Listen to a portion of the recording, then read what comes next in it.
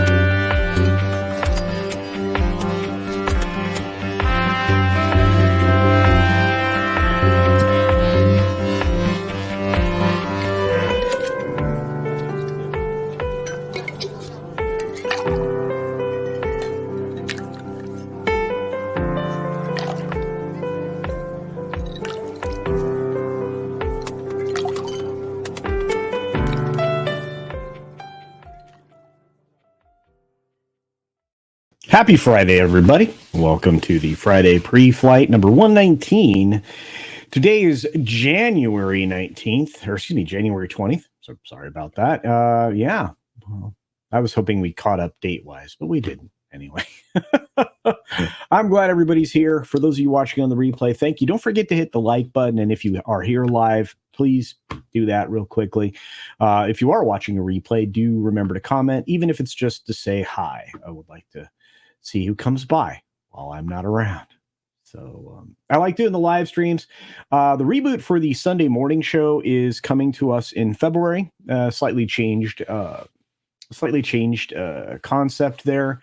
It's going to be the Sunday interview rather than the Sunday culture review, and I'm looking forward to doing that show.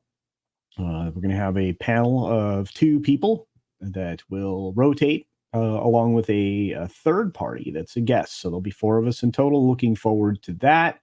Give us an opportunity to have an in-depth conversation and ask some questions about what's going on in the world around us from some of the brightest minds we have in our sphere, and maybe even a few from outside of our sphere. Can't wait to do that. Let's see what else is happening.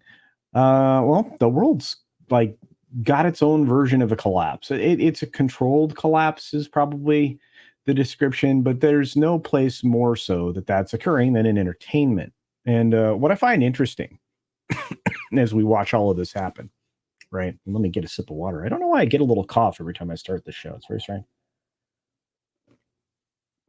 But hang on. There. And believe me, I just saved your ears from terrible cough sound. Anyway, I find it interesting that you're starting to see the consequences of the forced narratives.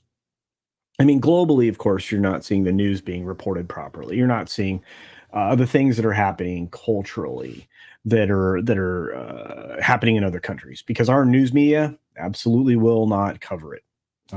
You have protests globally now because of the insincere way with which people are being forced to change how they are allowed to consume power. And when I say power, I mean not like power to grow their own personal strength, but like electricity and things like that. They're having a hard time around the world. So are we. The United States is being used as the as the financial backbone for all of the disassembly that's been taking place, no more so than in our own culture around us and around the other countries as well.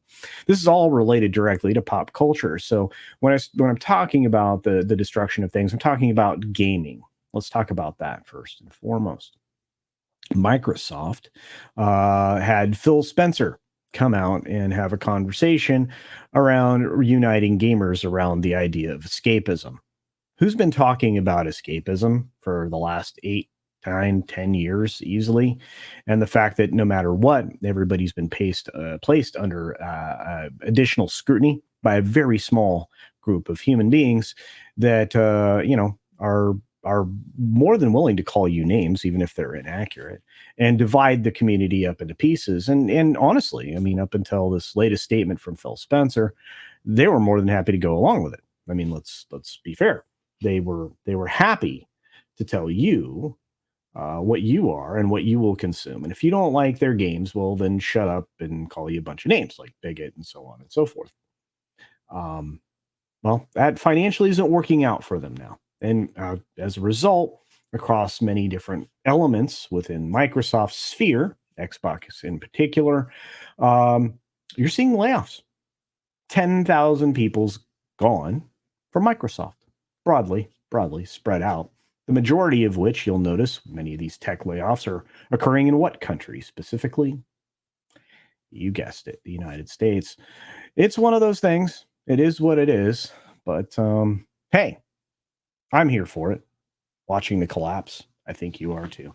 Let's have a conversation and we'll try to brighten your day rather than to bring you down. I know that was heavy to start off with a monologue like that, but I felt it was somewhat relevant. And for those of you watching on the replay, thank you.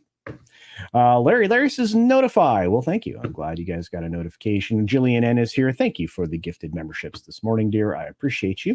Red Ranger was late to the show today. Naughty. No, I appreciate you being here. If I ever find a doctor who screwed up my limb replacement surgery, I'll kill him with my bare hands. Ba-boom ching. That's a great joke. Very good.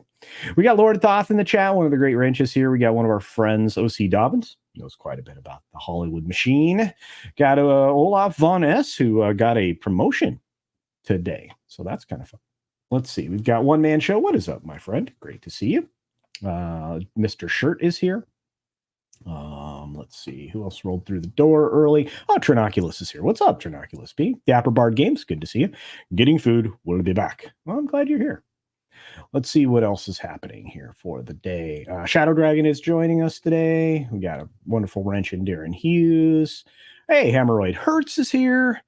Gee, this was hard to find. Huh. And no notifications. I had to search for it. Who you have upset? Lots of people. And I don't understand.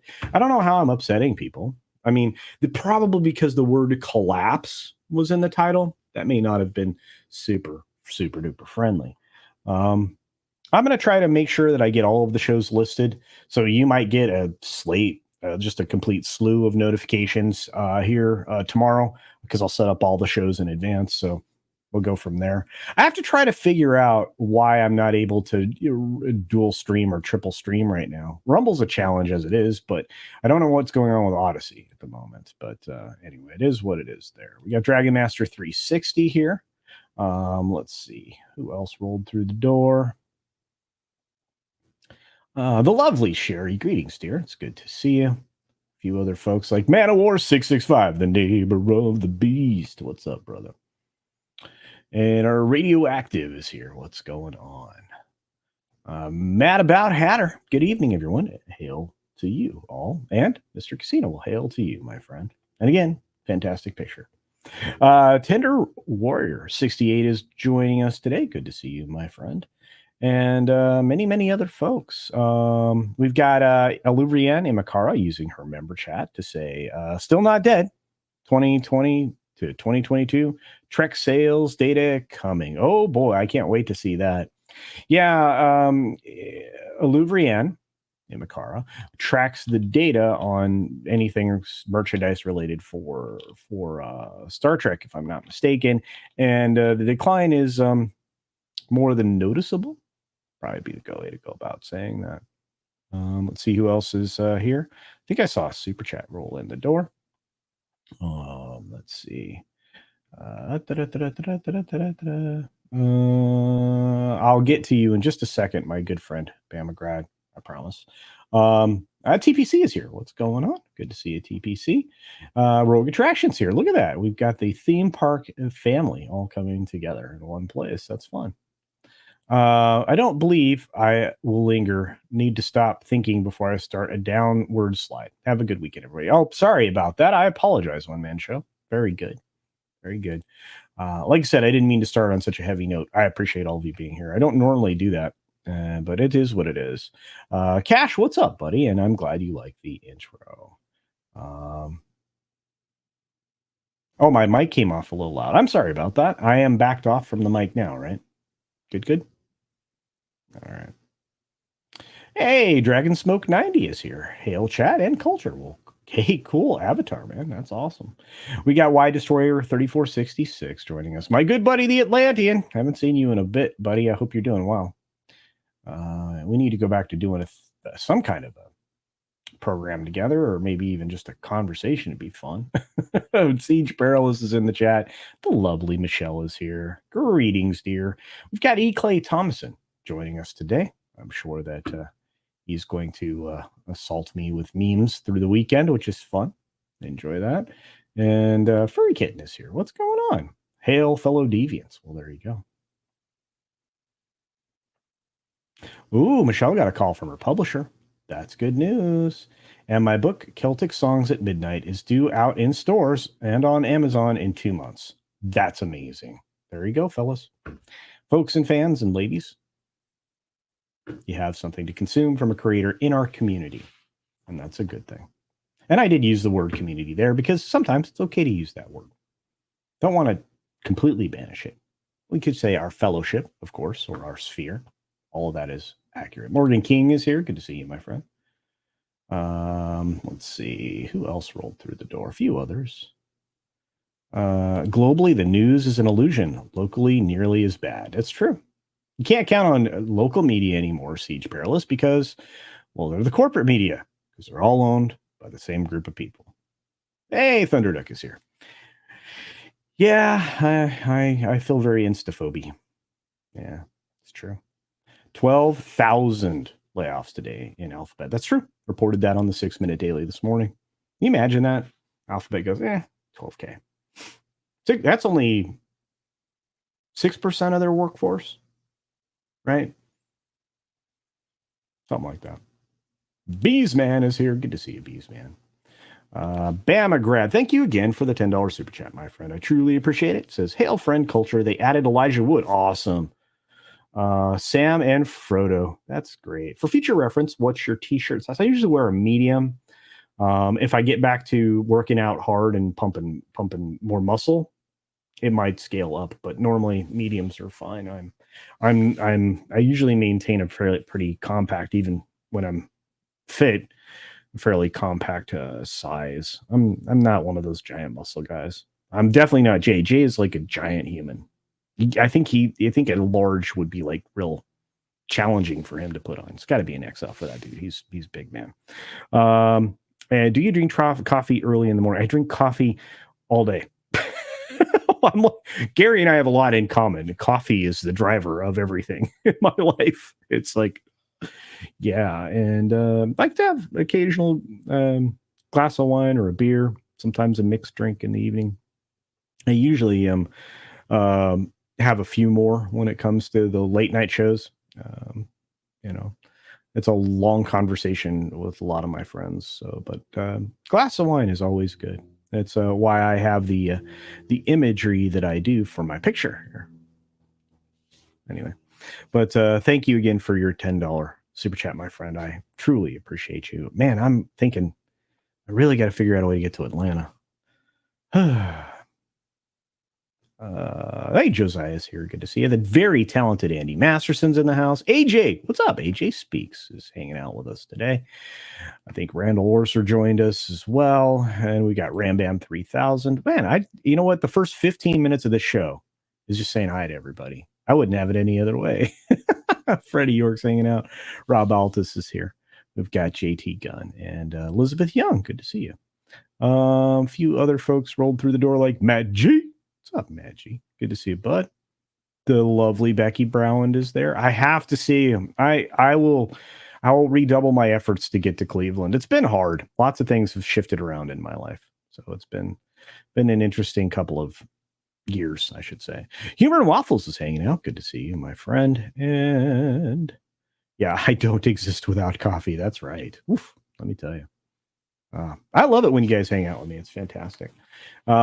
You guys have no idea. All right. So you guys want to do the Crowder thing? You guys want to, hey, there's Shrap 3D. Hot dirt water down in my throat. Mountain Dew. I hear you. All right. Anyway, sorry. Look, I don't want to venture too deeply into the Crowder subject, but I do have something to say. And we talked a little bit briefly about it last night over on Comics' channel. If you didn't catch the Thursday Throwdown, it's totally worth it. Wide-ranging conversation, incredibly talented artist in the Jinja Ninja, who I've met personally a couple of times now, and just an absolutely great human being. My perspective on this whole thing with Crowder, Daily Wire, and Big Con, right, is that to a certain extent this was planned. Whether it was jointly planned or not, I don't know. Whether it was just Crowder trying to make a point, that would be my suspicion. I appreciate Crowder, Candace Owens, Ben Shapiro, Jeremy Boring, and so many other folks that are doing, the work of bringing the thoughtful perspective to any of the news events of the day or the things that are happening in the world around us. I don't like the fact that one side tries to demonize the other. Never have. The politics of division have never made sense to me. The fact that the news ventured far from just being informational to more of an entertainment narrative product, that's problematic. And that's created multiple spaces. It's created commentary spaces. And again, I participate in the commentary space. I give you my perspective on entertainment, pop culture. I give you commentary, editorial, whatever adjective you want to throw at that. But being a thoughtful person and stepping back from these situations, which, I think is important, I'm looking at the results of this. There are no winners here. It's the same reason that I think that internet drama, YouTube drama, any of that stuff, I think that's completely worthless. I think because it takes away from a larger conversation, a broader conversation, something that we should be focused on rather than what's being focused on. And I don't know if you guys have the same perspective. It never makes sense. Excuse me. It never makes sense to be at odds with somebody else that's in my same sphere. Right. I don't get it. And again, I'm not particularly conservative. I mean, in some areas I am. I think a lot of people are. And in some people, and in some places, I'm a little more liberal. I've always been kind of center left. I've always tried to be a little bit more thoughtful. There are times and subjects I'm going to lean more to the right, of course. I believe that there's right and wrong in the world, and yeah, you may have a little shade of gray every once in a while, but for the most part, right and wrong is important. Law and order is important. All of these things like that are important.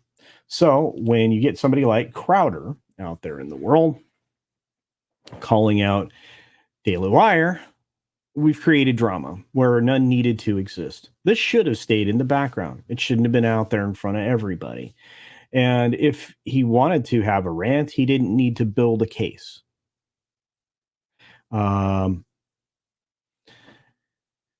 Crowder's Daily Wire rant epitomizes the conservative betrayal complex. Well, and a lot of people feel that way. Big tech is in bed with big con. Well, and he did that on purpose. Big con, big conservative. I get it.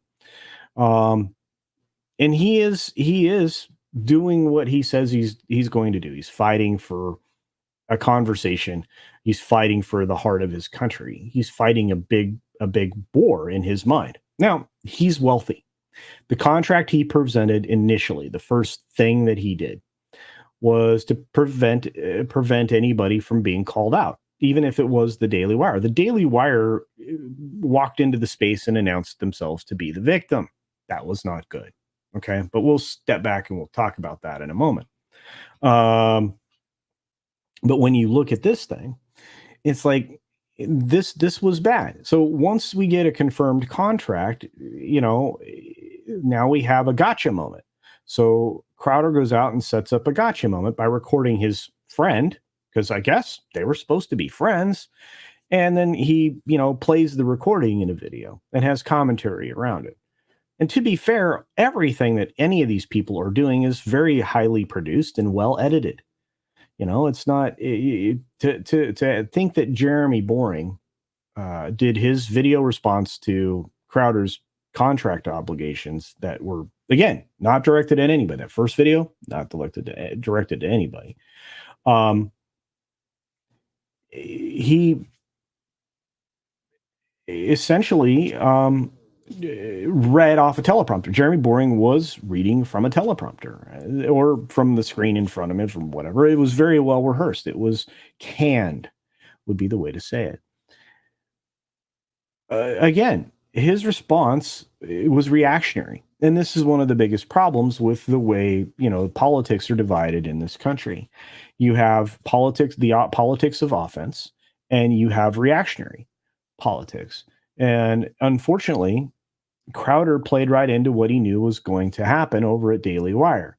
He presents the contract. There's speculation about who it could be that offers up these contracts, especially this boilerplate thing, which it was clearly a boilerplate. That's first language. There's no doubt about it. And I think even Crowder acknowledged that. But that boilerplate element was presented. And again, all Daily Wire had to do is not talk about it. Now, we've seen this play out in corporations. We see it play out in corporations all the time, I think. You watched it play out at Disney. Do you remember when the Parents' Rights and Education Bill was going through Florida, right? And Disney was being probed and probed and probed to react to it. Well, the same thing happened at Daily Wire. Hey, was this you? Was this you? Are you really doing this? Is this you? Right? You're being probed to react to something. And that's what they want. They want to create a reaction. Right? The better part of PR in most cases is to shut up and let the story go away, or give somebody a different story. You don't lean into the story. That's not good for anybody. So going back to Disney, what did Disney do? They responded finally, and they responded the entirely wrong way, which gave the weight to the crowd that was already, knocking on their door, trying to get them to do something about this. And they became overly reactionary. Well, it happens in politics too. Clearly it happens in the, I guess, right-wing media. I don't know what you call them. Conservative media. Let's say that. And it doesn't make it, to me, it doesn't make a lot of sense. Now, none of this has changed my opinion of either of these organizations. And don't fool yourself. Crowder's an organization. He has employees. He is a business unto himself. He is. He has money. Jeremy Boring has a lot of money, and the guy that owns the Daily Wire, I think it's two billionaire brothers. I could be wrong. They own the Daily Wire through their media entity. They're fabulously wealthy. I think Jeremy from the Quartering pointed out that they were in a fracking industry or whatnot. Anyway, setting that all aside, you get these reactionary circumstances. All the Daily Wire had to do was not react, but Jeremy reacted, released a very canned video, 52 minutes and 20 seconds long. Crowder then does what he does with a little, I guess, Talkman skit to introduce his conversation, and we're off to the races. I do feel bad that everybody's focused in on the money of it all, but that obviously isn't the situation for Crowder. But I do want to react to what you guys are saying in the chat, and we'll get back to this. For me, it doesn't make a lot of sense. Never does. And again, you don't have to pick sides. By the way, please don't. At least not on my account. I'm with everybody here. right? I think that you have to fight from multiple fronts. If you are seriously confronting a problem of the colossal scale, you don't. It's like a fire. You don't just shoot water at the fire from one place, right? You have to evaluate the terrain. You have to decide where the wind is blowing. You have to understand where things are going, and you have to analyze it and be predictive of what's going to happen next. So yeah, you know what? I don't want it to get over there because then it has an opportunity to get to more fuel. So I'm going to set up a team over there, to make sure they're not in direct path of something that could rush up on them and hurt them. But I'm going to set them up over there, and I'm going to have another person attacking the fire from this side. Again, it's like, is it attack or react? And again, there's a lot of reactionary stuff here, but I like I said, I want to get to what you have to say. um yeah, the fact that Shad did a 3-hour breakdown is epic. I'm holding out for an 8-hour EFAP now. There you go. um Shadow Dragon says, which is also a problem with conservative. Another point, David Rubin, I used to watch, but after the beef with quartering over the check mark, and I blocked him because he got caught. Yeah, I don't get any of that. Why fight with another person that you should be allied with? And I hate that term, the way it's been misused now, ally. You know, but at least you're somewhat aligned with them in the same area, are you not? I think you should be. Um, let's see. Yeah, I'm inclined to trust Crowder more than the Daily Wire. Yeah, I get that, Vertical Horizons, and I am too. And you know what, Beesman, you're probably right. The winner of this is going to be Tim Pool. Tim Pool continues to do what I would do, if I were operating his kind of an enterprise, let's say. He's thoughtful about it, and I respect that. I mean, he looks at the landscape and he goes at it with a perspective that weights both things equally, and then over time he balances out. And Thunderduck's like, no, not this drama. I'm sorry, we're almost done. I just wanted to do a couple minutes on this because I can't ignore it. And I don't. None of it's going to be of a positive result. Everybody should have stayed out of it. That's ultimately what I have to say. Let's see. Yeah, Tim says you're well, you're not gay and you're not a hippie. Those are both true. Both of those things are far left to me and liberal. Yeah, I'm not. And hey, what's up, Brightest Day? Good to see you. Yeah, a lot of people are like, I thought you were all right. That's what everybody gets accused of, which is crazy. And a lot of people are with Crowder. I was a centrist until the leftist BS went extreme. Yeah, I think a lot of people are considered right now, which is weird. We grew a lot. Why do we not rise to power? It's very strange. Yeah,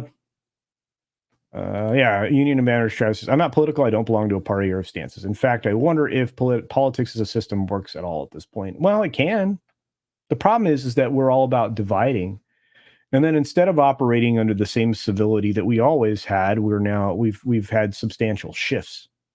I don't want to speak to that on this, but I will say this. For Ternoculus P, thank you for the $10 super chat, my friend, saying, I see Daily Wire Crowder issue is useful. Well, I don't care to choose sides. There are different approaches to big tech. There you go. Different approaches to big tech, authoritarianism. There we go.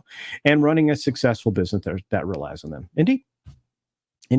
In fact, like I said, I mean, I'm on multiple platforms. Like even though I'm not like live streaming to multiple platforms, which I really want to, I don't know.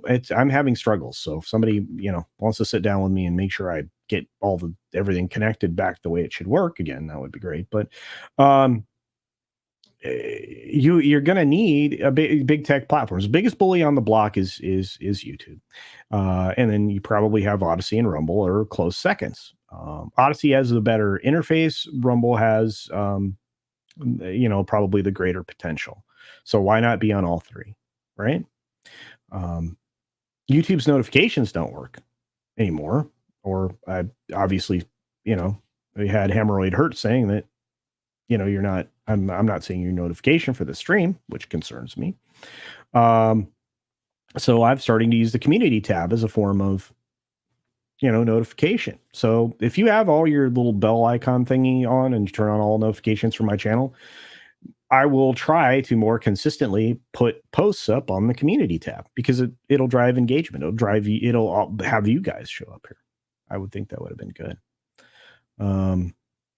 But anyway, I like I said, there's no winner here, no matter what Crowder says. Daily Wire should have just shut up. Yeah, that's all they had to do. Waited a month or so for the subject to go away. Crowder's smart enough to know if he keeps bringing it up, he'll lose audience. Yeah, we'll see.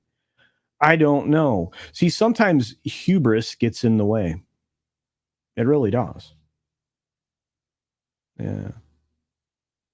Yeah, DW called themselves out. Yeah. All they had to do was be quiet. Commander at Straker Shadow says, my opinion is the daily Rhino Wire made an insulting competition, illuminating offer, and Boring thought Steven would just sit there in silence and take it. Boring knew it. Well, I was, again,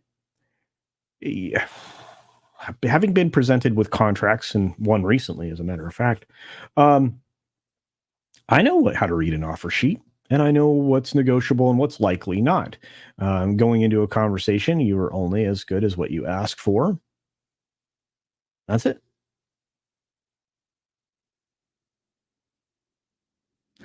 So whether or not you take a contract or not, that's on you. But it's a negotiated circumstance, and Crowder could have negotiated the standard language. But you're right. I mean, they did the alter. If you supposedly have a relationship with somebody, and it's been a wonderful at times working relationship, occasional working relationship, whatever, and then you're going to go into business with them in some strange kind of joint venture or something like this with a media contract, shouldn't be presented with a boilerplate. That would be my first argument. The second thing is nobody should talk about it because it doesn't do anybody good. Now you have this conversation that nobody wants to have. Yeah. And I think you're right, Greasy Panham. Unnecessarily burning bridges. Doesn't make sense. Does not make sense. I have one more super chat and then we can move on. This was one of those conversations I thought we couldn't avoid. And I thought, to be honest with you, I didn't think it was Daily Wire that made him the insulting offer. I thought it was Fox. Atlantean is here. What's up? DW's response was calculated, to say the least. Indeed. Yeah, Boring mentioned the 50 million no less than 6 times, if not more. They wanted that to be the narrative. Yeah, of course. They're using all the standard tricks. It's media manipulation's easy to do. You just watch them. They teach you the playbook. Just watch the way they cover something. The words that are chosen, they crafted. It's framing. We used to call it when you were doing journalism, which we don't do anymore. That was framing. And again, that's the thing. Yeah, 4 years at $50 million. I don't know that would have been what I'd be worried about, Commander at Straker Shadow, but yeah, it's very strange. Very strange. Yeah, Owens came off as quite petty. Yeah. And again, I didn't watch the entire thing, but I did watch some of the commentary around it. I don't know. I'm just feeling like somebody lost the plot. And I think it's everybody involved in this now. And there's going to be more commentary around it. That's the other thing, right? I don't know. Oh, all right. I'll reach out to you, Jesse. Thanks, man. I was doing it. I don't know what happened. It's very odd. Brightest Day says, happy Friday, Culture and Chat. Thank you, Brightest Day. Good to see you, buddy. Yeah. Oh, Sassy Lass is here. So to speak to that end and to finally wrap this up, I'm just going to say, don't bring drama. Bring conversation and entertainment. And Crowder's really good at that. And so is the Daily Wire. So don't introduce drama into your relationship. Even if you don't have one, there's no point. There really isn't. Nobody wins. Nobody wins. Nana P's, siding with DW on this. Crowder brought the Earl in December. Yeah, this was planned. And that's part of that conversation too, right? Going out and getting, Stop Big Con. Now, he could have been directing that at somebody else, or it just could have been in preparation, or it could have been his expiring contract with, his previous employer. Could have been any of those things, right? It's just insane. Yeah, they're both framing a narrative, indeed. Just look at the emotional responses everywhere. I try not to do that. Look, I'm about as neutral as you can get here. There is no win. If you are at odds, you are divided. What's the point of dividing things? To make them weaker, less substantial, right? Don't do that. You want the most substantial support you can get? Unify. True.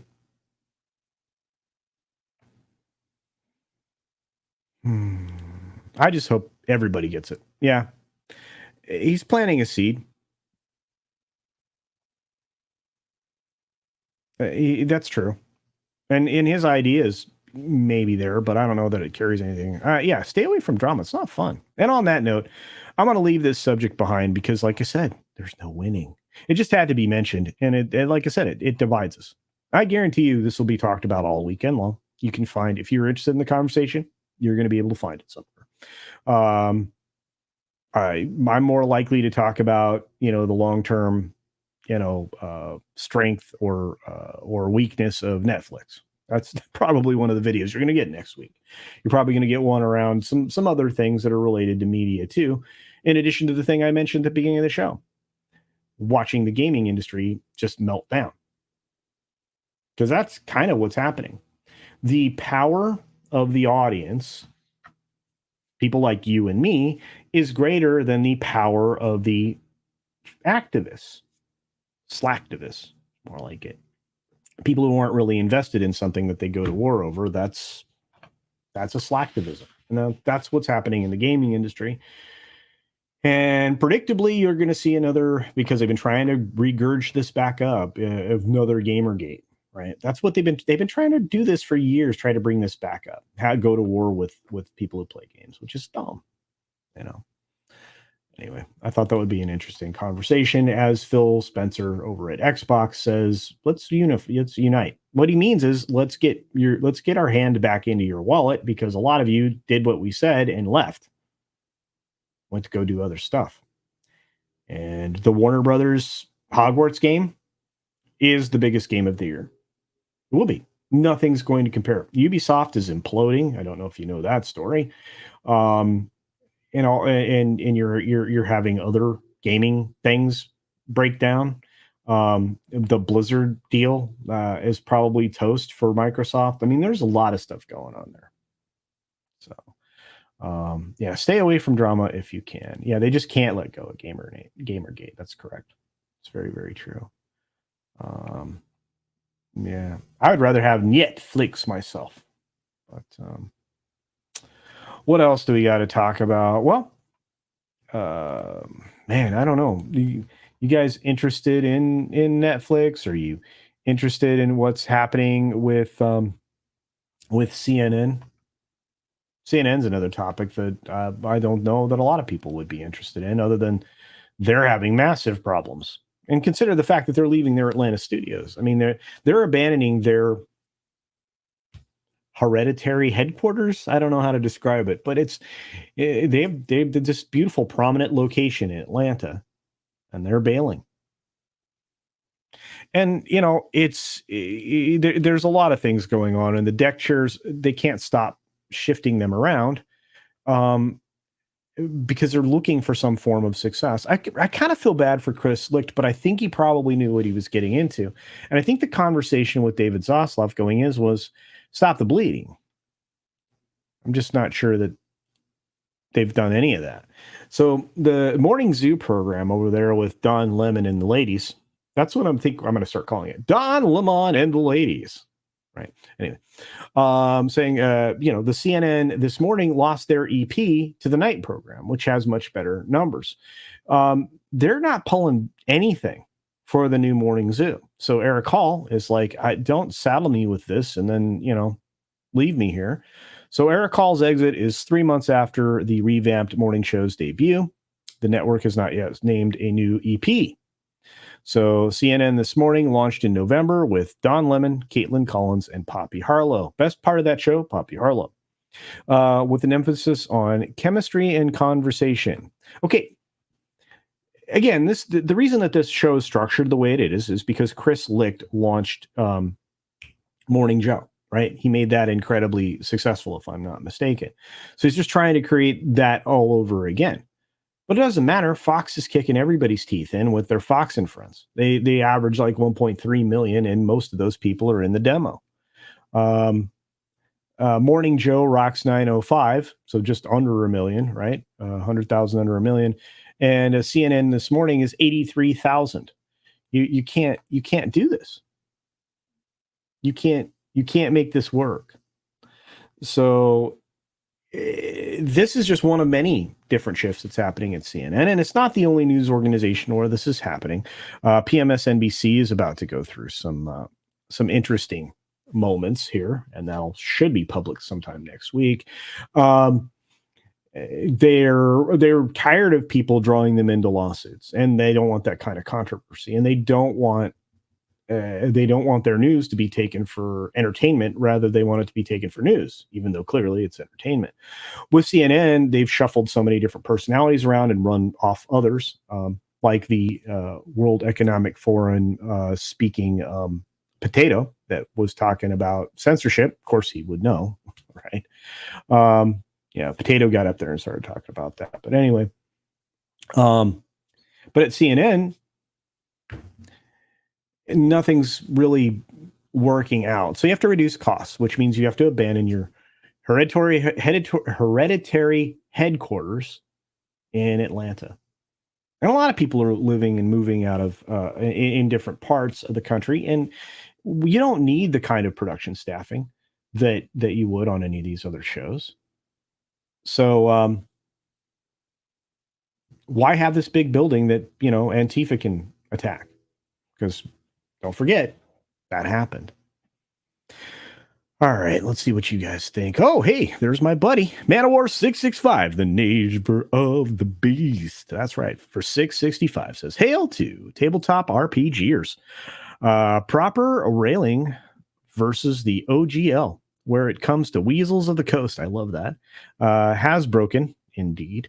Don't believe them. Don't trust them. Let them die. I agree with you 100%. Let me put it this way.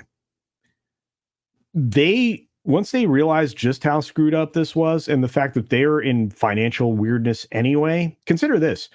They're coming out with a Dungeons and Dragons movie. Raise your hand if you're going. I don't think any of you are. In fact, let's do this. We're going to start a poll. Are you planning to see the D&D movie? Boom. All right. In the chat. The poll's in the field, as they would say. I'm not seeing it now. It looked intriguing. Chris Pine looks bored. But, it was something that interests me. Now? No. They're trying to sell off the company that made this film, E1. This should tell you there's a problem. They want to retain some of the IP rights when they sell off E1. It's not an appealing deal, but they want to sell E1 because Hasbro's got problems, right? Yeah. And again, I mean, Wizards of the Coast, or Weasels of the Coast in this case, they've been in trouble for a long time. The minute that they went woke, they started to lose the audience, and then they oversaturated the market with a bunch of cards. And while I still enjoy the occasional game of Magic the Gathering, especially with family members who play, I've not been overly excited about anything Hasbro has done. So, but I am curious about that. So, yeah, the trailer for Cobra Kai Season 6 dropped. That's right. And that's good news, right? Everybody most people like Cobra Kai that have seen it. To me, it looks great. I've not finished it. I'm not even close to caught up yet, but I will be. And as we talked about a little bit on Midnight's Edge in the morning, it's a good thing. It's one of the few good things that came out of YouTube Red, right? Yeah. It's true. Yeah.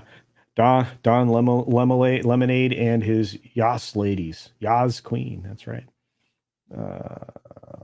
Lemon and the ladies. That's right. Women and the ladies. Oh, sorry. Anyway, 6-minute culture pulls in more views. Ah, man, I wish. You know, it's funny. I would be willing to take suggestions from all of you. What should I focus on to grow bigger? Now, mind you, I'm not going to lean into hyperbole, and I'm not going to yell and scream because that's not my temperament. I'm just curious. If you think there's a way I could grow faster, let me know. Because I'll try it. Why not? Another thing you'll see from these layoffs is when they need people who try to push H-1B. That's right, rather than hire folks here in the U.S. Oh, yeah, absolutely. And again, I mean, one of the biggest problems that I have with any of this is that we don't hold people accountable for the decision-making process that brought some of those laws into place. Yeah. Oh, here's a good question. How about Scottish Craig coming? Yeah, Ferguson. Yeah, he's coming back to late night. Sony's shopping that show around right now. I don't know where it's going to end up. I don't think anybody does, or maybe it's been announced and I haven't seen it yet. I like him. Think he's funny, but late night's dying. It's a dying breed of show, and it's because nobody does it right anymore. You don't bring in a celebrity and have them, have a brief little fun little interview, right?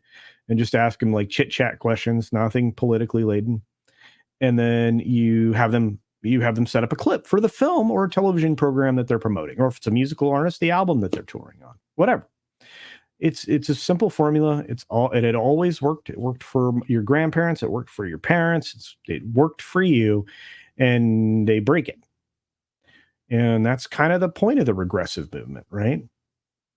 Is to break things. Oh, and by the way, I'm never going to use their terms when it comes to that. They can call themselves progressives. They're 100% regressives because all they do is destroy things that were already resolved and we'd already been past. If we've already left something in the past, why revisit it? It's gone. It's done. It's history. Of course, now you revisit history and change it as well. And you create bologna sausage things that like are airing on Hulu right now. Revisionist bologna sausage history. With the 1619 project or whatever. Yeah. Well done. But we'll have to see how that works. Hey, what's up, George Bonnie? Good to see you. An emphasis on accuracy would be novel, wouldn't it? Yeah, when it comes to CNN. Siege Perilous, indeed. Yeah. PMS NBC. Yeah. Yeah. Yeah. If anyone, it will, but everyone wants to jump on the T. Louis bandwagon with the show that no one wants part 2 story up to show up anytime soon. I don't really want to see part 2. I don't think anybody does. And they've already changed some of that, and it's fine. It's hard to be at CNN was the OG of cable news. They were sassy last, and they were good for a period of time. But they were always narrative news. I mean, the hotels and the stuff where the CNN people were. I mean, there was bologna sausage there. There's lots of video that shows. I haven't downloaded a bunch of it, but it is what it is. So yeah, I think D&D is DOA, which is a shame. But there's other stuff out there to replace it, or you could just do your own thing. Yeah, the OGL thing was garbage, and it hurt a lot of people. Yeah. And that's the thing. I mean, they just didn't want companies making $70 million a year on their license. And that's a different conversation, but you don't go after everybody. You just don't. It's just dumb. Yeah. Yeah, Paramount has a D&D series coming and nobody cares. Yeah. Yeah, we're going to take a look at this poll here in a second. I might watch it, but I'm not paying for it. Well, that's kind of my perspective on a lot of stuff nowadays. What's up, Maggie? Let's see. I want to see a Munchkin movie. Ooh, that'd be cool. So we can watch Jennifer Lawrence go do glorious battle with the Duck of Doom. Okay. I would like a proper Howard the Duck film, or at least a show. Disney, you own this character, and he's funny. And if you want to go adult with it, you can. It would be a great adult show. Howard the Duck is fun. Rob Alta says the brightest thing, that any toy manufacturer could listen to. I like it better when toy and collector manufacturers just tried to sell stuff to fans. Boom. If you're a corporation that makes stuff, look at that. That's what people want. You don't want to drive an agenda with your toys, or then your toys don't sell. Walk around your favorite discount toy place. Walk around the clearance shelves at a Target or a Walmart or whatever. At least the toy aisle. The things that are marked with the special yellow or orange tags that tell you that this thing is dramatically discounted from its regular shelf price, which has cost that retailer money for the square footage it's been sitting on. That's valuable real estate. If retailers looked at every square foot of their building, they would stock up on the things, and they used to do it this way. They would stock up on the things that sold. And the stuff that didn't sell, they would dedicate a smaller and smaller portion of their real estate, their shelving real estate to it. I'm sorry, that's a business approach to things. I'm sorry. I thought that's important. Look at it from the perspective of profit. That's what you should do. Wizards of the Coast generic RPG game 5.0 has also released substandard garbage for the last 2 years. It's been longer than that, but I will take your word, Manowar 665. I mean, I don't know. I mean, after you got into AD&D 3 and 3.5. Am I right? Am I doing the math right there? I really don't like. I never liked any of the revisions. I really didn't. Of course, but I've been playing D&D forever because I'm an old guy. What's up, Dad Man Walking? Good to see you. Let's see. Change your name to Gary. Well, there you go. So has anybody ever been to Gary Con? Speaking of D&D, I'm just curious.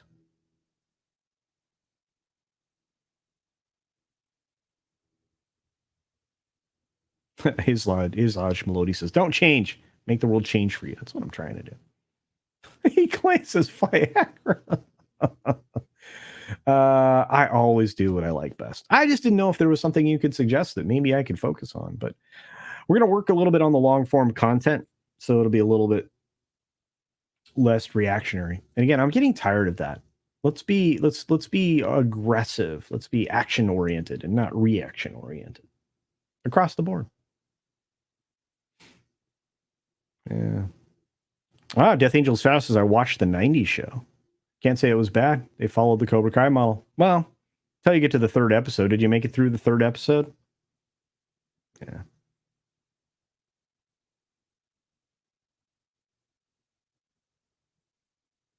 Yeah, JT has a late night show. Late Night with Cap. That's right, JT. You do.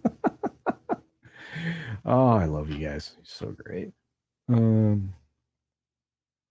Yeah, non-interactive television programming is a dying technology. I think that's an excellent observation. I agree with you. This is much better. I get to talk to you guys. You may not be talking to me physically. We're doing it through the chat. But having this kind of a conversation back and forth and having you guys chat with each other in the chat, much, much better.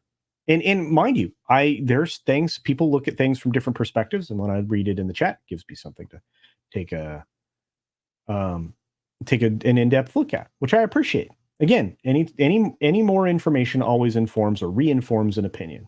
That's important. You can't stay pat on everything all the time. More information is required. You should always accept more information as long as it can be verified. If it's valuable information, you retain it. If it's not, if it's a lie or a misstatement, dismiss it. Don't add it into your pool. It's really easy. I don't know how I'll be able to do it. I mean, if you watch his old stuff, yeah, you're right. He couldn't get away with, but he was great. I just think that the medium of late night television is dying. I think you want to watch a good late night show, other than mine, obviously, on Sunday nights, but you want to watch a good late show? Watch JT Gunn. You want to watch a good late show? Watch what Matt Fowler is going to do tonight. Watch what Loki's going to do tonight. Stone Loki does great stuff. Watch JT. Give JT a view. Make JT grow. It's easy to say. It's easy to say. I'm always in promotion of other creators. I think everybody should be as well. And if you're not doing that, you're going to get the same old static.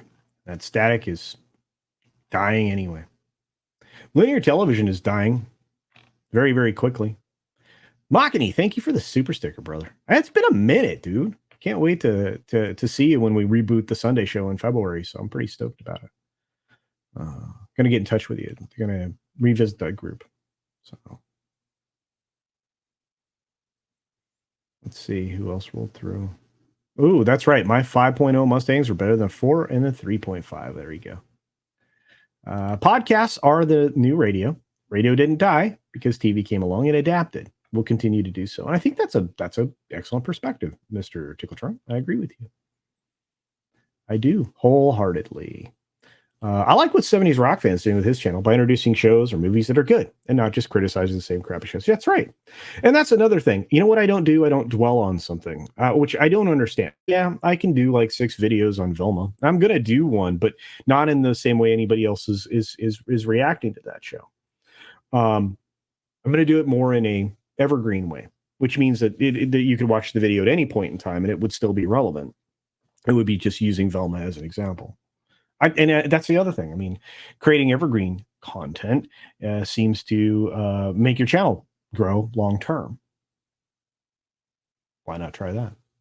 I do know this. I have the poll up here. 89% of you say are no to whether or not you're going to see the D&D movie. I just closed out the poll. You can see it for yourselves there with 108 votes in. 88% of you say nope. And 11% of you say, yep. And 1% is just absent, apparently, because I think that's 99%, but could be wrong. We've got Hemorrhoid Hertz for an Australian $7.99. Thank you, my friend. Says, woke progressivism is a ratchet, not a pendulum. That's right. We are preservationists for future archaeologists. Well, I don't know about that, but I do see that perspective. And I've heard this more than once, my friend. And yeah, I mean, to a certain extent, it is a ratchet. The question is, when the ratchet breaks, what happens? Well, the wrench falls down and rewinds. We'll see if the wrench can break. That's what we got to do. We got to break the wrench. Or, to use a Game of Thrones analogy, I have to break the wheel. I think we can break the wheel. The problem with YouTube is everyone wants to grow. But they all report on the same content. I do not need 40 channels talking about the same 6 things. Yeah. And that's why I said I don't like if I'm going to offer you something on something that you think you may already have seen, I want it to be different. And I want you to have a different perspective. I want your takeaway to be different. You know, again, when I talk about Velma, I'm not just going to talk about Velma. I'm going to talk about other shows. I'm going to talk about the reasons behind it. I'm going to talk about, and I've done this already. I'm going to talk about the not just the science of listener attention and those things, but I'm going to talk about the reason why these shows are being made the way they are and what the long-term damage they are supposed to be. They're created to be a long-term damage to these IP brands to reshape them so that the only thing that the next generation that's coming up now, growing up now, remembers is that garbage. Additionally, they're also hate marketed. Hate marketing is not working anymore, and all of these entities know it. And the backlash against the politicization of everything isn't working anymore. So it is what it is. And thank you for the raid, folks. Thanks for dropping in. Appreciate your support. Midnight's Age raid is here. Okay. Sandra Hammerschlag is here. And everybody's calling out the raid. Yeah, M. Taxshark is here. And it's interesting that the ratchet only turns to the left. Well, we'll have to see. We'll have to see. Again, it can be reversed, much like a pendulum. There we go. Thorin Valo Maika. I hope I got your name right. I apologize if I didn't. Maybe for D&D, definitely finished movie Sisu coming out soon. I'll have to check that out. I'm going to screenshot the screen here real quick. I have a button to screenshot. Just going to use it if I get to the right button. Where is it? There it is. Bam. And bam. All right. Fair enough. Now I got that saved. Thank you for that. All right. Let's see. YouTubers engage in a lot of FOMO, ironically. Fear of missing out? You think so? They want to be first instead of being accurate. That includes many of the so-called big YouTubers that many of us like. A lot of repeat content. Yeah, I'm not. Again, it's reactionary, right? And I'm not calling anybody out because I enjoy a lot of the bigger tubers that we all follow in the sphere, and I love their perspective on stuff. Let me point out something. Matt Walsh over at Daily Wire, for all of the good he did with his documentary, right? What is a Woman? He has some really ridiculous takes, and not thinking that pop culture and entertainment is in that sense is all that important. Not being engaged in that part of the conversation. It's surprising to me. And I know a lot of times some of his bluster and some of his commentary is oriented around just ginning up a conversation, right? He's a bit of a troll from time to time. I still think it's grossly ignorant to ignore the entertainment media space because what's downstream is what it is. Yeah, I thank you, Thunderduck. I appreciate including me in that list of dignitaries. But yeah, I love listening to the folks that talk rationally about things, thoughtfully about things, and with a lot of data. I think that's important. Sometimes we get lucky. We get people like Gary who, when it comes to many subjects, is incredibly well informed and has a wonderful way of phrasing things. His videos are spectacular, truly. Here it is. Don't Matt Walsh me, bro. That's right. Indeed. Yeah, he has a lot of kids, so he should be better informed, right, Southern Belle? Yeah. There's the lovely six. Greetings, dear. I'm thinking, whoa. You're not a fan of Yellow Flash, huh? I like him. But I understand. Again, content creators are not universal. They're not peanut butter, right? And even peanut butter has different value, right? I'm a huge fan of Yellow Flash. Been a support of his for a long time. But I understand. I mean, not everybody's for everybody. So I hear you.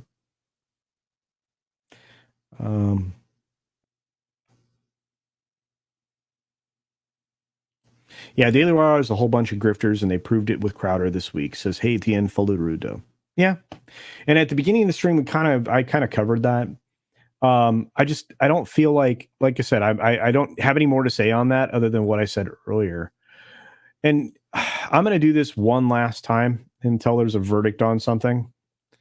I'm going to cover something I have despised covering since the third day that it was news. Real quick.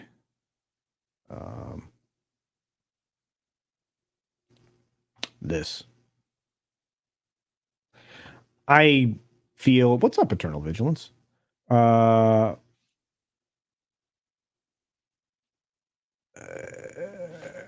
don't want to cover this anymore. I didn't want to cover it after the third day. I didn't want to talk about it. This is a terrible tragedy. There's levels of responsibility for anybody who was involved in this process, and I don't want to talk about it anymore. So, until there's a verdict, this is the last time I'm going to do it, or something of note. Because while this is news, and while a lot of people are engaged in it because they don't have a particular affinity for Alec Baldwin, which I get because I'm not a big fan either. Somebody lost their life here. Somebody was injured at the same time. And it was all through a string of people being ignorant or negligent or both. That's it. This was a terrible accident. I don't like the language around this that's being foisted upon us by the trades. And I don't like Variety's angle here of going to a bunch of defense attorneys who, of course, are going to say, well, I could win this case. I don't like the guilds coming out and saying, well, the DA is ignorant and misinformed or whatever. I think that's incredibly disrespectful. I just don't want to cover the story anymore. I just don't want to cover the story anymore.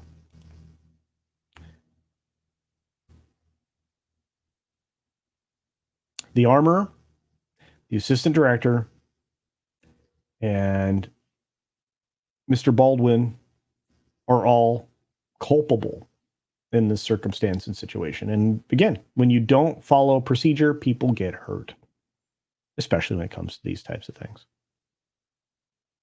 That's sad. It's just not something I want to talk about anymore. I don't know about you guys. It just bums me out. I'm happy to talk about the job losses and the fact that, you know, we're already, when it comes to tech. And again, I've been talking about this forever. I think you guys know this. When it comes to tech, job losses have been escalating. We talked about this on the 6-Minute Daily this morning. It didn't get a lot of its due, but Alphabet unfortunately laid off 12,000 people today. 12,000 people.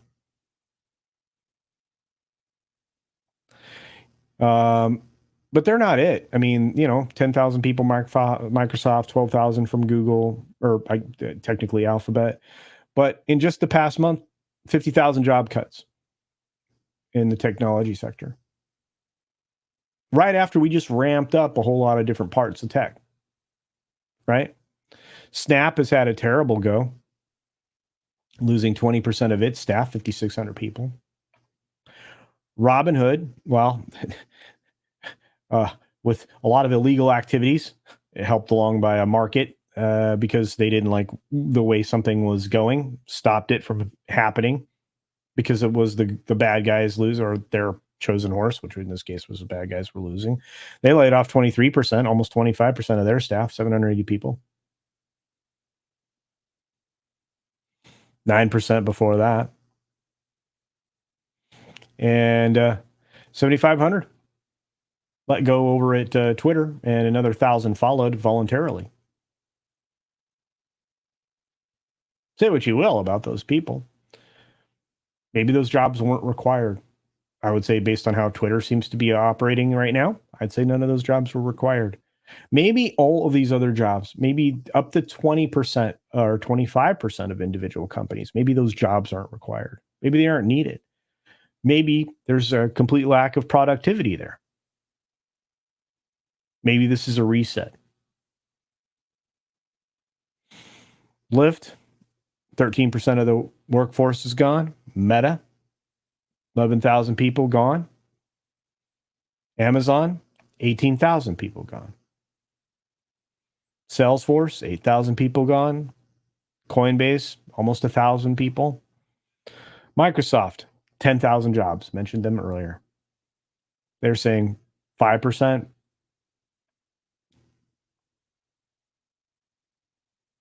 It's a lot of jobs.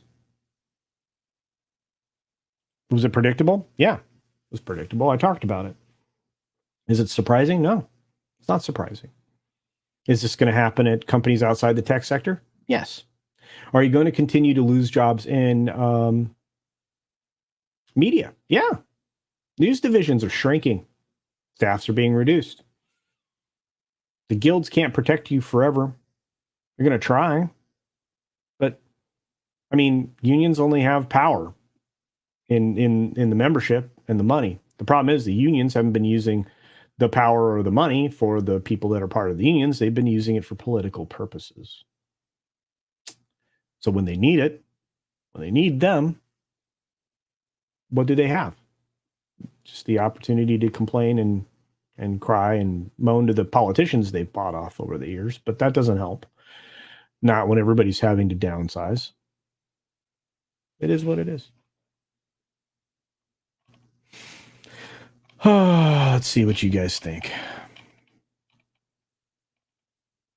How is SAP doing? You know what? I haven't looked into them, Southern Bell, but I guarantee you, let's see, SAP, what's the KPMG?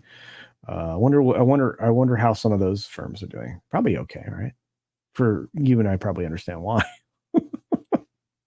Either companies are laying off or freezing new hires. Yeah. I mean, look, you can have a quiet layoff, right? Somebody quits or retires, or you offer early retirement. You just don't replace the position. It's a soft retraction, or it's a quiet retraction. Shrinkage of workforce. It happens every day, especially in big companies. Imagine how many people retire from an airline every year. right? Just don't replace that person, right?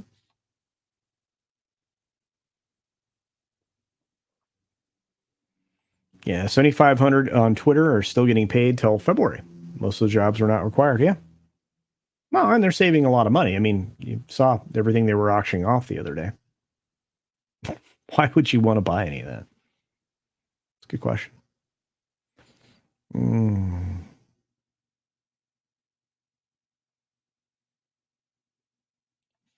Yeah, too many people can mean you don't get the depth you want on some topics. I agree. That's why I usually, for these streams, I only come up with 3 or 4 things to talk about. We usually dive into 1 or 2. I think that's better. I do. I think more engaging content is the stuff that dives a little deeper, right? And brings a different perspective because you can analyze things in multiple different ways. I think. Well, Sandra Hammerslag, I would like to say that you're wrong, but you're right, 100%. I mean, it is being done. That's why I put again. I do a lot of purposeful things. You're looking at one of them right now. The reason I titled the stream the way I did, I'm literally watching, as all of you, the collapse of a lot of different things. Culture is one of them, but I'm trying to stop that. Truly. When it comes to ad tech was going to collapse for a while. We knew that was coming. Housing market's about to collapse here in the United States. We knew that was coming. There's only a few areas of the country where you're not seeing an increase. Vehicle sales are collapsing, new and used, both. We're not collapsing quite as quickly as other countries. I mean, China would be one of them. Japan's in trouble. Japan hit the inflation level of 4%. If they tag 6%, game over.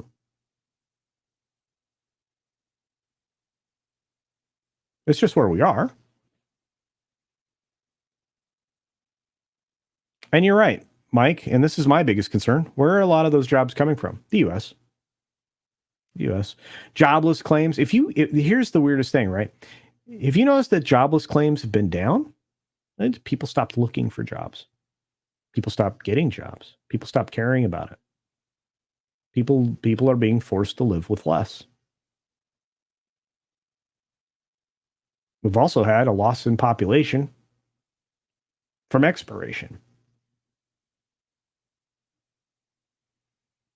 Unnecessary expiration. Yeah, I'm bumming everybody out. I apologize. I don't usually like to do that. I hate to do that, but it's right now. It's just the way it is. I can't believe Salesforce had that many employees. I can't believe Twitter had that many employees. When I heard the number, I'm like, are you kidding? It's like 12 guys, 12 guys in a server room or, a server farm or several of them. But I'm just saying, it wouldn't, I mean, it's the tech you got to buy and maintain and, lease the pipe for, right? It's insane.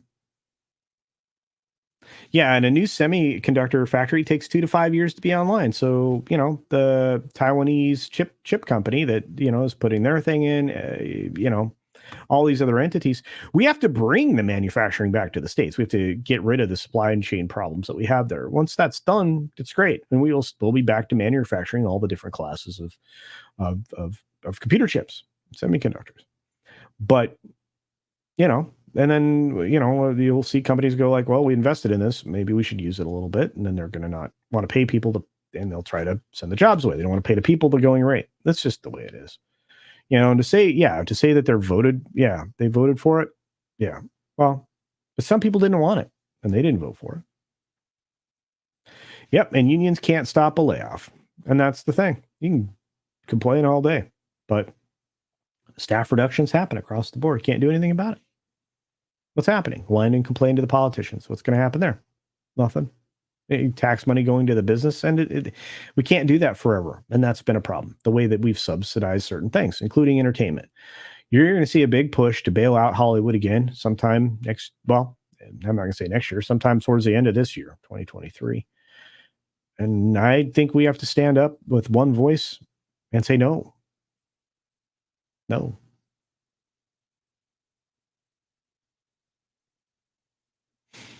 I think the ones that they're going to lose aren't the H-1B visa holders radioactive. I think they're going to be primarily American workers. They'll bring on H-1B visas, but we'll see. We'll see. Yeah, good. During good economic times, a lot of jobs are tax shelter hires. Agreed. When profits drop, the tax shelter goes away, and those superfluous jobs are no longer needed. Exactly. Hey, Mike's here. What's up? XRL7. Very talented. You need to, if you haven't checked out his channel, check out his channel. Incredibly talented artist and musician. And a good friend. Been on Comics Division a few times. Really cool guy. Do a dive into the VFX industry. Indeed. Well, okay. You know what? I'll spend a couple minutes on that before we wrap up because I'm going to go about 15 more minutes or maybe a little longer. We'll see. VFX industry is on the cusp of unionizing, and they're going to unionize this year. Not that it's going to help their plight immediately. And most of the projects that they're engaged in now for specifically Disney, it's not going to alleviate the pain and the stress and everything that goes on there. But Disney has honestly, and believe it or not, I think they're now quite aware of this. They've essentially pissed off the rest of Hollywood more so than just a competitor, right? A friendly competition in Hollywood exists, and you do business with them in certain ways at times. But Disney's created a monster in the idea that the VFX folks who've been working largely outside of representation through a union, they're gonna vote for one. And you're going to see those ranks climb, and you're going to see thousands. First, you'll see 1,000 in the first year, and then you'll see thousands after that join, because Disney's doing their level best to not pay people their value. Can you imagine doing the work that one of these people does for as many days as they do it, and depending upon where you live, being paid $18, $19 an hour? Yeah, I know that's the extreme, but it's somewhere in the median, in the average. That's not enough money. And, being handed very vague instructions, having, even more, what's the term in gaming? Crunch time, right? Even having more of that than the gaming industry, that's a problem. You would think that the technology now would make it easier and faster to produce all these things. And to a certain extent, obviously it does. But if 90% of what you're putting on screen is a VFX shot or has a VFX shot in it, and you're not paying the people who are doing 90 to 95% of the work on your show, that's a problem. I think I'll do that. I think I will do a dive into the VFX industry. We can talk about all the different technology that's being used and everything else. I tried to do that before and it didn't land well, but I think you guys would be interested if you've never seen a volume or a stagecraft set or any of that. I think you'd be interested. Some jobs are going overseas, but some aren't. Some can't because we've experimented with that and it's failed. A lot of stuff that got shipped to China is a real problem. And it's coming back here. Or it's going to India. True story.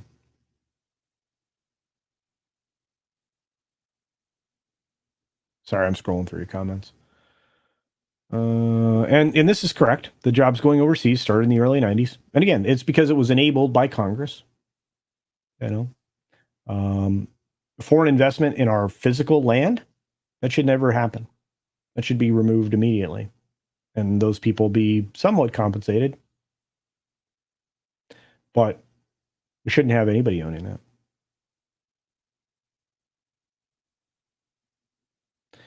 Americans own American land. That's it. If you go to another country, they restrict you from what you can buy.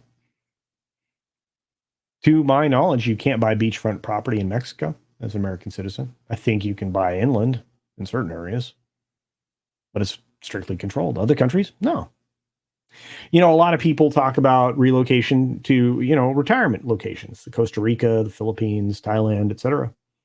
You can't, as an American citizen, you can't buy land in Thailand unless you're married to somebody who's, not Thailand, Philippines. You can't You can't buy land in the Philippines if you're not married to somebody from the Philippines. Just can't. And it's not you owning the land. I mean, like I said, we have enabled some of our own destruction, which I think is ridiculous.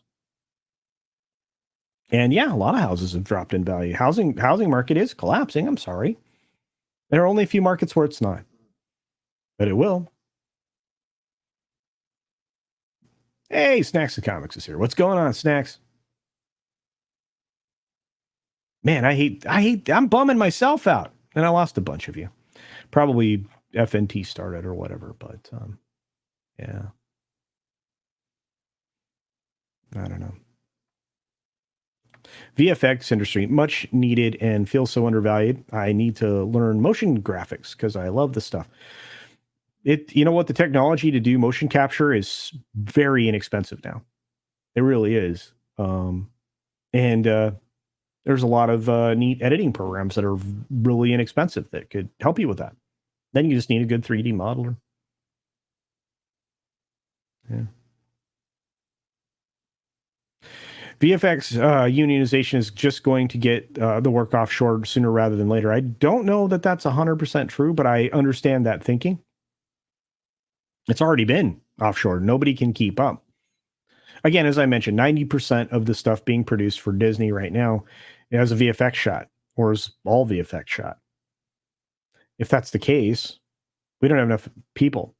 Industry estimates put the amount of work that's being done by not enough people right now is 4 times more work. So we need 4 times as many people. Bring salaries up, get more people in the industry. You can control costs by doing stuff like that. That's the shortest.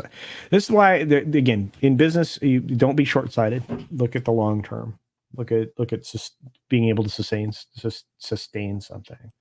Every time I talk unions for the gaming industry, I get furious. Don't take away my right to negotiate my pay. No, I agree with that sentiment, and I understand it. Believe me, I do. If people are unionized in gaming, in elements of gaming, which I think there are, right? Didn't we just get one of the major studios to have to accept and acknowledge a union? It doesn't mean you have to be in the union. You can still negotiate your own rate. But what's going to happen is rates will rise naturally because of the union. And I hate unions. Sorry, just do. They served a point. They served a purpose in time. Now they don't. And actually, you wouldn't even have to have a union in the VFX world if you just had people that would stand up to the industry and just say, "No, I'm not taking this job. I'm not taking this job."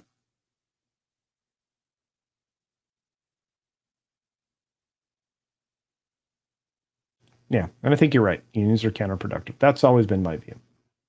I'm just saying they're bringing it on themselves, and it's going to cost them in the end. Spencer's like, I will not abandon this Bummerfest. Well, I'm going to be abandoning it shortly. I appreciate that 85 of you have stuck out throughout the unfun part of the show. I don't know where the cookies are. To be honest with you, I'm starving, so I would love some cookies right now.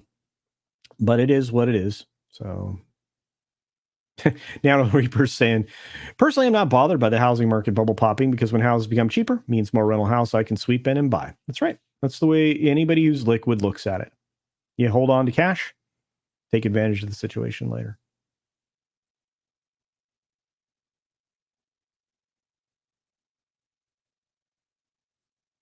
I think, like I said, I think it is what it is as far as all that's concerned. I think we're going to see the same thing you saw under Carter. I think we already have, but I mean, again, I was alive when Carter was president, so I mean, I was young, but I was alive. And the worst version of Carter is, here now. So it is what it is.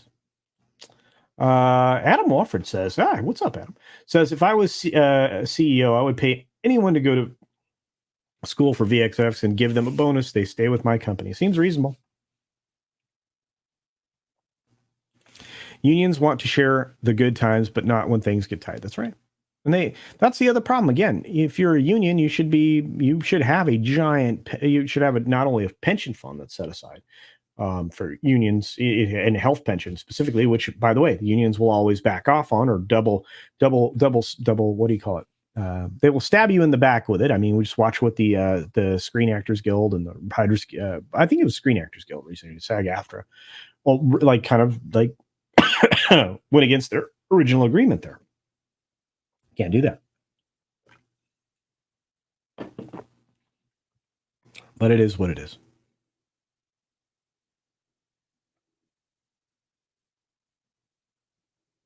Double cross. Thank you. Yeah, they double cross their own people, and they do it all the time. Thank you for that. All right, we're going to wrap it up. I want to say thanks to everybody, all the members, everybody who's subscribed, all of you that have watched the video, all of you watching it on the replay. If you are watching on the replay, do make a comment down below, even if it's just to say hi. And make sure you hit the like button before you leave if you haven't already.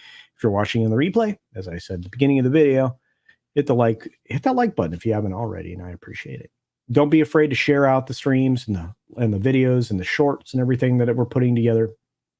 And be prepared for more original types of content that don't always follow exactly what everybody else is doing, because I think you guys are right. It's more valuable. And the here's the thing count is at 5. Well, there you go. And other than that, I will see everybody on the Sunday late night show. I hope you guys hang around till the end of the credits for today's show, because you're automatically going to be taken magically over to the late night Sunday show for late night culture. And we'll get back to doing some entertaining stuff, right? Where we can laugh and enjoy each other's company. And I think that's the most important part of YouTube. But that's just me. And that note, be sure to take care of yourself, take care of others, wash your hands, of course, because it is good hygiene. And until next time, bye.